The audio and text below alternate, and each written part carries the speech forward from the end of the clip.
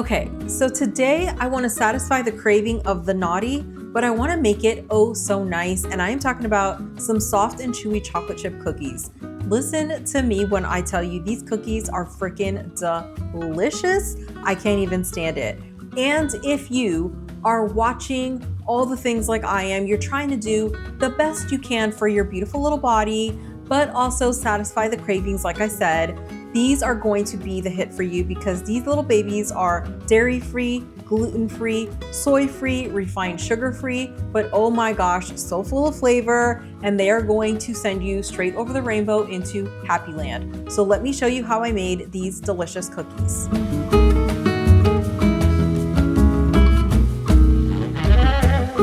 If you know, you know. I am not the measuring kind of girl, but because I want to share these recipes with you and give you as much detail as possible so that you can be successful, my beautiful friend, I decided that I need to start documenting these in great detail or as much as I possibly can. So for that reason, and because I want to be able to put this into my calorie counting and macro tracking app, I am weighing everything out, measuring everything so I can take dubious notes and share this with you.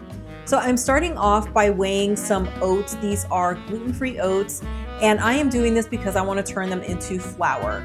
So here you can see that I am weighing out 144 grams of oats. So I'm going to start off by making some oat flour because I don't have any readily available, but it is so super easy to make. So I have certified gluten-free oats, and I poured out 144 grams, or to be exact, that is 1.5 cups.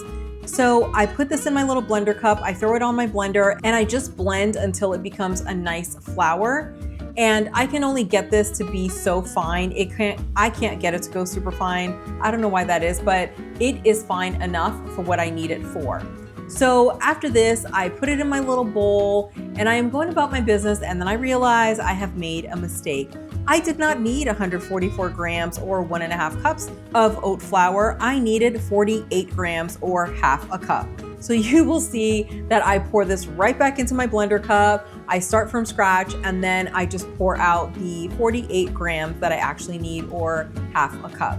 So in the recipe, when I leave it in the description for you, you will see there is cups and teaspoons and tablespoons. And then there are grams so that you have both. There's like the conventional and the imperial. I believe it's called imperial. So you'll see both, and that hopefully is going to help you tremendously. So yeah, that was my first mistake. I think it's my only mistake that I make in this recipe when I'm putting everything together. But yeah, I was like, seriously, man, you started off wrong, but it's okay. I recovered. All is right in the world.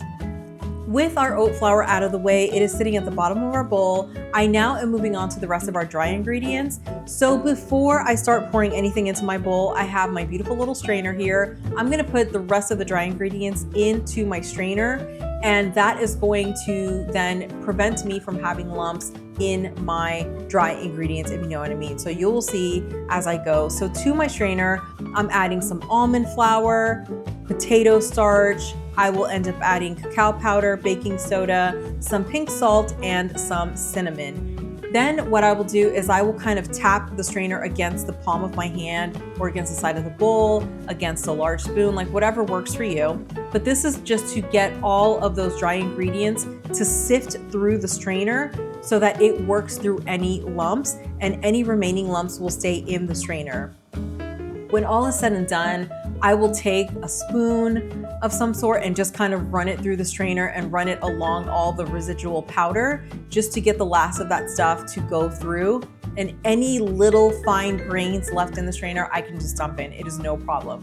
What I really want to do, what I want to accomplish by doing this, is to get all the lumps out. You do not want to start trying to mix batter that is all lumpy because it is just a pain. You want all of that batter to mix properly, one with its own dry ingredients, and then when you add the wet ingredients, you want everything to marry together beautifully, and you don't want to overmix because then your leavening agents are just not going to work as well. Your end product will not rise as much as it was supposed to, yada yada. So totally getting ahead of myself, but I am just adding all of my dry ingredients to my little strainer, and then we're going to move on from there.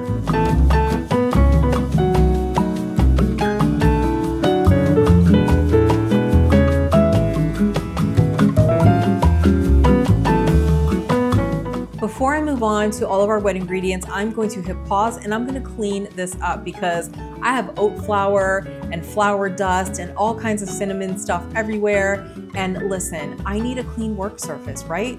So a quick little cleanup, and then we are moving on to our wet ingredients. So for this, I have a whole separate bowl, and I'm going to start adding my beautiful ingredients in here.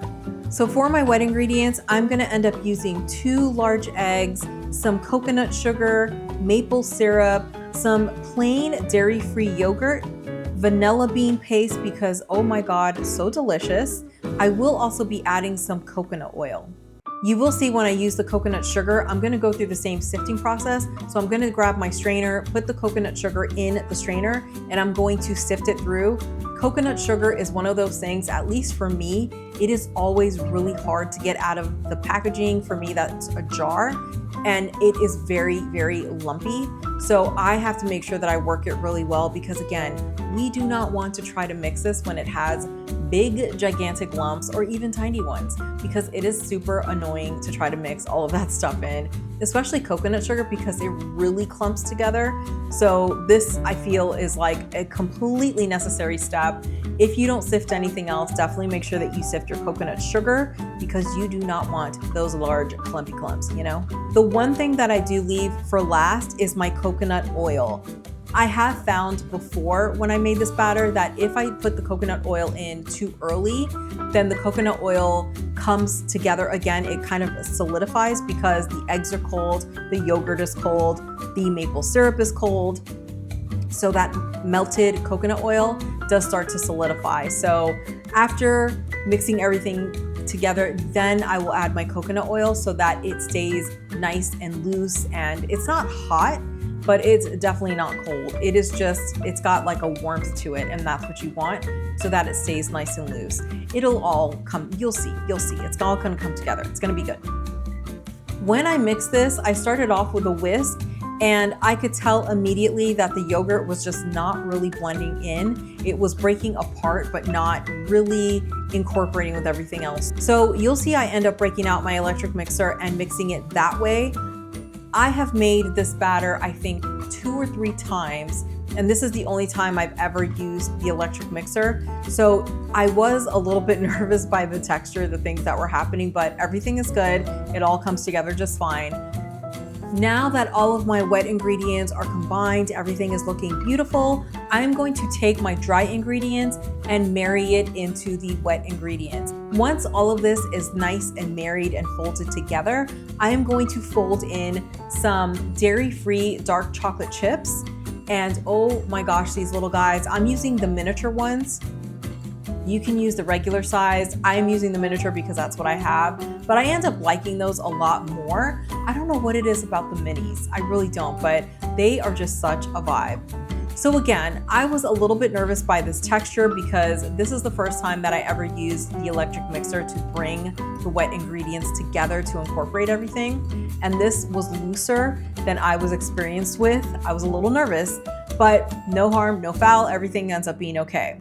What I do at this point is I am going to take some plastic wrap. I'm gonna put it on top of the actual batter. So I'm not just gonna cover the bowl. I'm gonna put it so it's sitting, it is making direct contact with the batter and there is no air getting in. Then I'm gonna put this into the fridge and this is gonna hang out for at least 30 minutes, at least.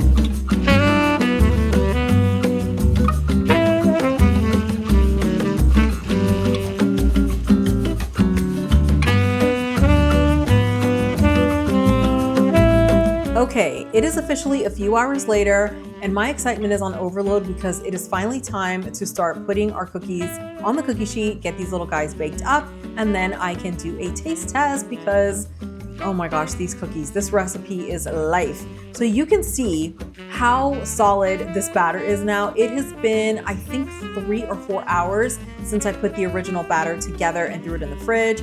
This is the after effect. This is the end product, if you will. So everything came together nicely. I am putting all of my little cookies on this cookie sheet and I end up using 2 cookie sheets. It's this whole one. I'm gonna bake it off. And these guys are gonna bake in the oven at 350 degrees for 10 minutes.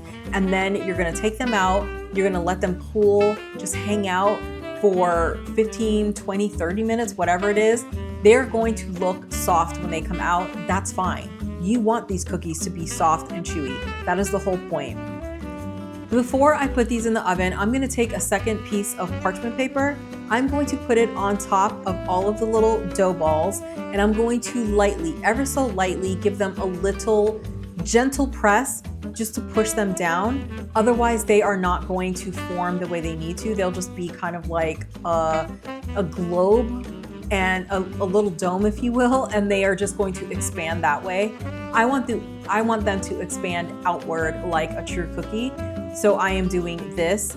I have tried to do this just with my hands, and the batter is a little bit sticky. So if you don't want to use parchment paper, just wet your hands with a little bit of water, and then you can gently press. You don't want your water to be you don't want your hand to be dripping wet. You just want it to be moist, and then you can gently press the cookies. For me, I found it easier just to do it with the parchment paper and give it a gentle little press, and then into the oven these little babies go.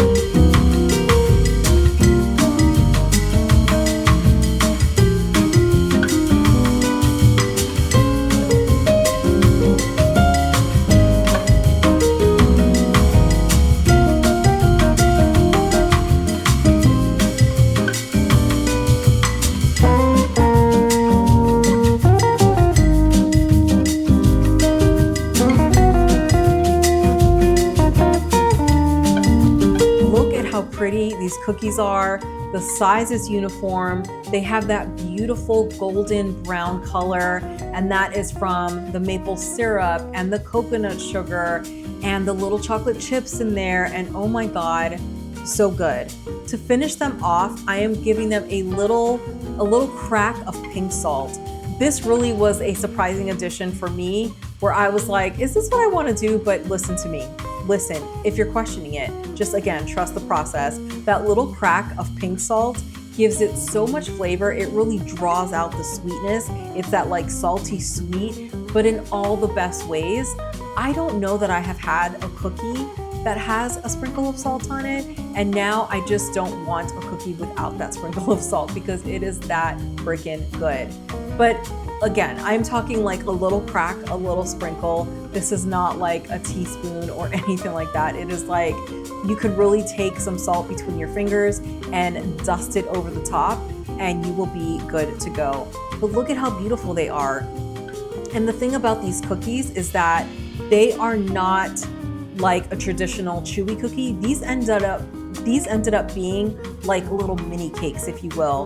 They are so airy on the inside and so delicious that it seriously is like biting into a tiny cake.